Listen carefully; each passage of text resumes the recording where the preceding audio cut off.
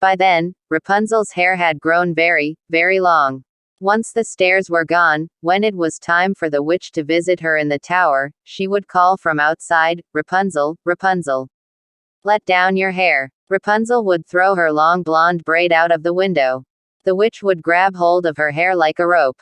And that is how the witch climbed up the tower wall to the window in Rapunzel's room. 5 more long years went by. Poor Rapunzel. She knew she must stay in the room. All she could do was to sing sad songs out of the window. Sometimes birds at the treetops would join in her songs. Then she would feel a bit better. But not much. One day, a prince was riding through the woods. He heard a beautiful singing voice. Where was it coming from? He rode closer and closer to the sound. At last, he came to the tower. "This is odd," he said, looking around the tower wall. "There is no door at the bottom. Yet someone is singing at the very top. How does anyone get in or out of there?"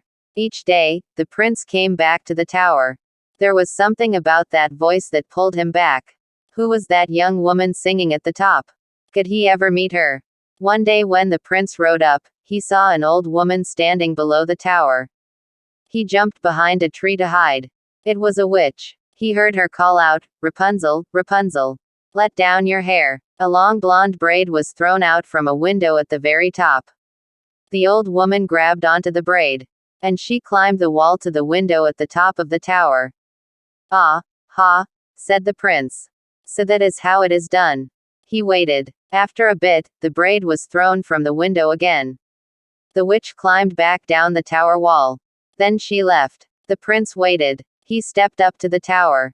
In a voice that sounded as much like the witch as he could, he called out, "Rapunzel, Rapunzel. Let down your hair." In a moment, the same long blonde braid came out of the window. It worked, thought the prince. He climbed up the wall of the tower. You can be sure that Rapunzel was very surprised to see the prince climb into her window.